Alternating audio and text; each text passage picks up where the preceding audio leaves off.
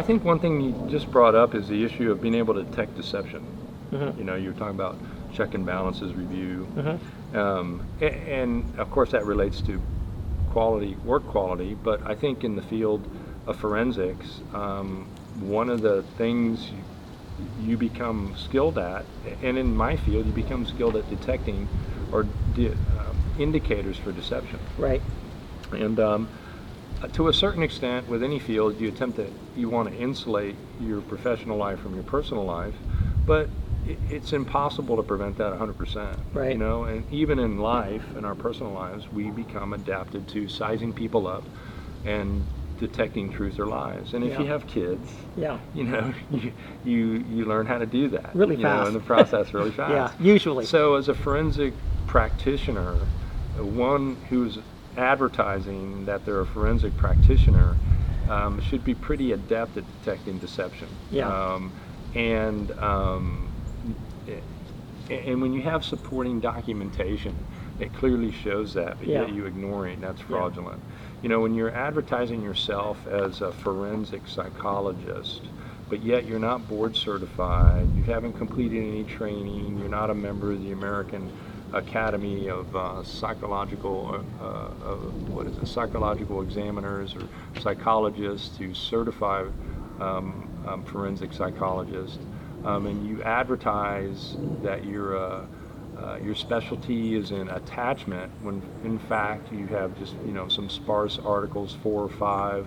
You don't carry out the standard attachment assessment that you're supposed to carry out that any attachment expert would carry out, or you advertise that you're an expert in parental alienation when you have some sparse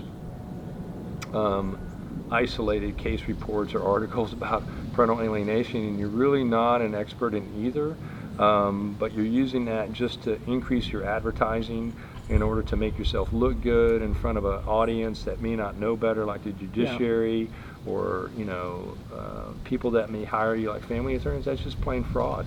One word comes to mind. Yeah. And you just mentioned it, fraud. Fraud. Yeah. Fraud. And I know one of the things we look at is the issue of fraud.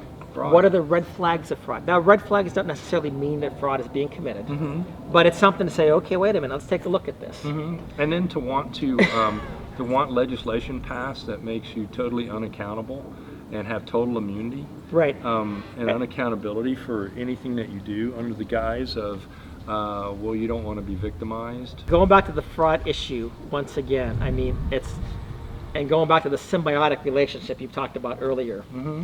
If Alissa Sherry is a fraud, and I said if Alissa Sherry is a fraud, and she has a symbiotic relationship with Marshall Thompson, and if she's had these great relationship with these family court judges, I'm just wondering if Alissa Sherry is a fraud, if they also are frauds as well.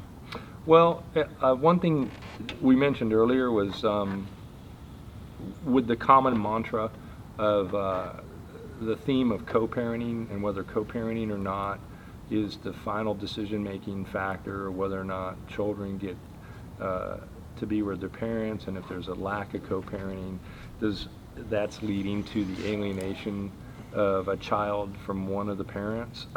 And that's a common mantra between the state actors and the private entities. I think that's a vulnerability of deprivation there's a deprivation of liberties and fundamental rights. Right. And I think that's so basically can be possibly pursued. Yeah. So what you're saying is that as a private entity, she should also be liable to some degree as the public entities are for depriving a person of rights. Well, the Supreme Court has several tests Yeah.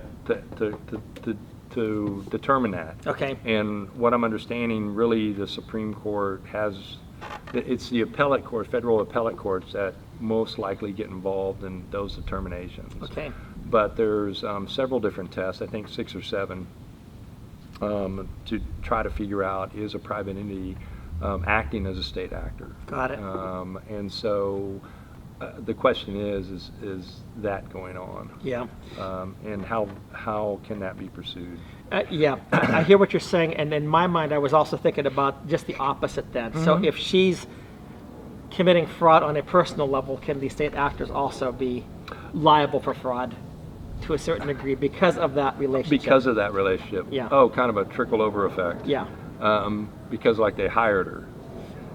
And they've known her for years. Oh, they've known her for years. And everything else. I mean, you look, it's a collaborative, symbiotic relationship. Generally speaking, in forensic psychiatry, the forensic psychiatrists don't smooth, with the judges. They maintain, the standard is they pretty much maintain the sanctity of their role in order to maintain the integrity of their role. Because there's oversight, there's accountability. So generally speaking, when you're talking about forensic psychiatrists, you're not hearing about forensic psychiatrists as Facebook friends with the judges. You just don't see that. You don't see, the forensic psychiatrists, the respectable ones going to dinner parties and hobnobbing with the judges and the attorneys.